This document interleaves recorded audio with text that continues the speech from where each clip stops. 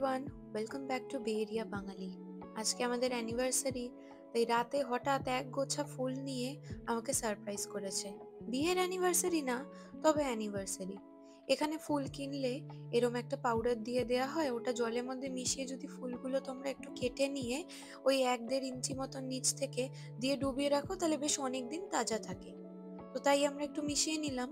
এত সুন্দর লাগছে গোলাপটা দেখতে, তবে লাল গোলাপ পাইনি, তাই নিয়ে এসছে গোলাপি। রং দিয়ে আর কি হবে, ভালোবেসে এনেছে, এটাই তো বড় কথা। এখন তো ফ্লাওয়ার ভাস নেই, মনে হচ্ছে একটা ফ্লাওয়ার ভাস কিনতে হবে এবার। আপাতত এই জল খাবার এই টাম্বলারটার মধ্যে রেখেছি টিভির পাশটায়, এত সুন্দর লাগছে দেখতে। সকালে উঠেই আগে এসছি গোলাপটার দিকে তাকাতে, এত সুন্দর লাগছে।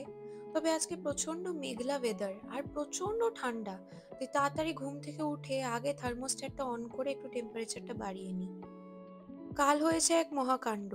এই আয়নার কোনায় আমার হাত লেগে এমন হাত কেটেছে, রক্ত পড়া আর থামে না। তাই আজকে সোসাইটিতে বলে এই মিররটা চেঞ্জ করিয়ে নিলাম, কেন কোনাগুলো প্রচন্ড ধার হয়ে গেছিল।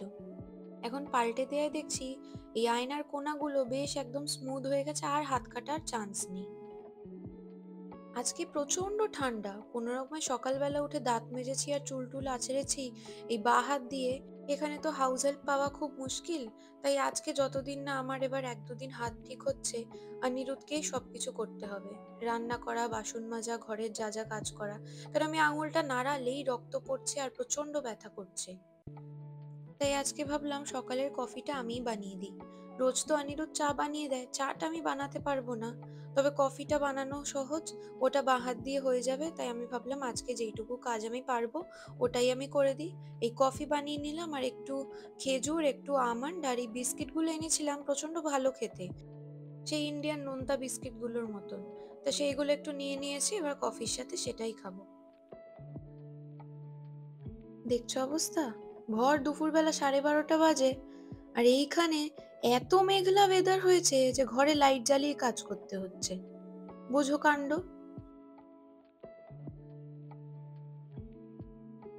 আজকে কত টেম্পারেচার কে জানে, হিটার চালিয়েও প্রচন্ড ঠান্ডা লাগছে। যাই হোক, যেহেতু হাত আমার ঠিক নেই, কিছুই করতে পারছি না, তো আজকে লাঞ্চটা তো অনিরুদ্ধকেই বানাতে হবে। তো যেহেতু হাত কেটেছে, ভাবলাম তোমাদের এখানে একটু মেডিকেল ফেসিলিটির ইনফরমেশনটা শেয়ার করি। ইন্ডিয়াতে যেরম সাধারণত ওষুধ কিনতে গেলে আমাদের কিন্তু প্রেসক্রিপশন খুব একটা লাগে না। আমেরিকায় এসে প্রথম শিখলাম এখানে প্রেসক্রিপশন ড্রাগস আর ওভার দ্য কাউন্টার ড্রাগস ওষুধকে এই 2 ভাগে ভাগ করা হয়। ওভার দ্য কাউন্টার ওষুধ মানে হচ্ছে যেটা আমরা সরাসরি প্রেসক্রিপশন ছাড়াই দোকানে গিয়ে ফার্মাসি থেকে নিয়ে নিতে পারবো, যেরকম ধরো প্যারাসিটামল, পেন কিলার, কাশি ঠান্ডার ওষুধ এইসব। আর যদি প্রেসক্রিপশন ওষুধ চাই, তাহলে তোমাদেরকে অনলাইন বা অফলাইন একটা ডাক্তারের অ্যাপয়েন্টমেন্ট নিতে হবে। ওনারা তখন ওই ওষুধ ডাইরেক্টলি প্রেসক্রিপশন পাঠিয়ে দেবে ফার্মাসিতে। তো তোমরা যখন ফার্মাসিতে যাবে, তোমরা ওষুধটা ওখান থেকে ডাইরেক্টলি নিয়ে নিতে পারবে। আজকে সারা সকাল থেকে প্রচণ্ড একদম মানে ক্লাউডি ওয়েদার, আর দেখছি আস্তে আস্তে এখন নতুন গাছে পাতাও আসছে, স্প্রিং আসছে। তো আজকে আমরা ডিসাইড করেছি কোরিয়ান বারবিকিউ যাবো। এখন একটু কফি টফি খেয়ে রেডি হয়ে নেব, দিয়ে বেরোবো। এত অসুবিধা হচ্ছে না বাঁ হাত দিয়ে করতে, কি বলবো। একটু লিপস্টিক লাগিয়ে নেব, ব্যাস। এই রে, কিছুই করতে পারছি না।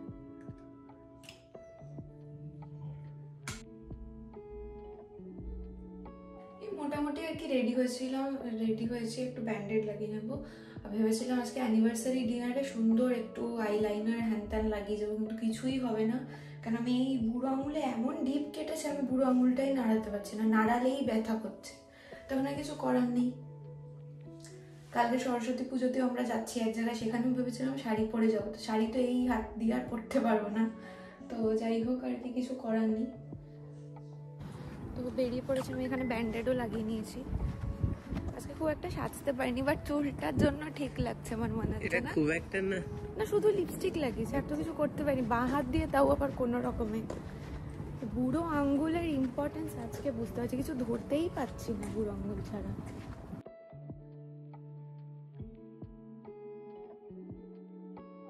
এই গাড়ির ভিড় দেখলে বুঝতে পারবে এখানে যে এটা উইকেন্ড, নয় শনিবার নয় রোববার। এই শনি রোববারই যেখানেই তুমি যাও, রেস্টুরেন্টে যাও, কোনো মলে যাও, প্রচন্ড ভিড় থাকে। তো আজকে আমরা এসছি অ্যানিভার্সারি ডিনার, ভাবলাম এই হাতে ব্যান্ডেজ নিয়ে চলে আসি, আর কি করবো, অ্যানিভার্সারি তো বছরে একদিনই আসে। তো এখানে চলে এসছি এই কোরিয়ান বারবিকিউ খেতে। বেসিক্যালি এটার কনসেপ্ট হচ্ছে তোমাকে কাঁচা মাছ মাংস দিয়ে দেওয়া হবে, আর তুমি এই মাঝখানে গোল জিনিসটা দেখছো, এইটার ওপর এরম রেখে রেখে সবকিছু নিজেরাই রান্না করবে আর নিজেরাই খাবে। মা বাবা হলে এক্ষুনি বলতো এ আবার কেমন কনসেপ্ট, টাকাও আমি দেবো আবার রান্নাও আমি করব। তবে কথাটা তো ঠিকই। তার সাথে এখানে আমি একটু চিকেন আর চিজ, একটু ক্যালামারি, আর একটু ফিশ ফ্রাই মতন এখানে একটা ফিশ কাতসু বলেছিল, ওটা নিয়ে নিয়েছি। এত খেয়ে উঠে এবার একটু আইসক্রিম বা ঠান্ডা কিছু খাওয়ার ইচ্ছা হয়েছে, তবে এইখানে আমাদের খুব একটা পছন্দ হয়নি আইসক্রিম। তো পাশেই একটা দোকান ছিল, এখান থেকে আমরা খুঁজছি কি নেব।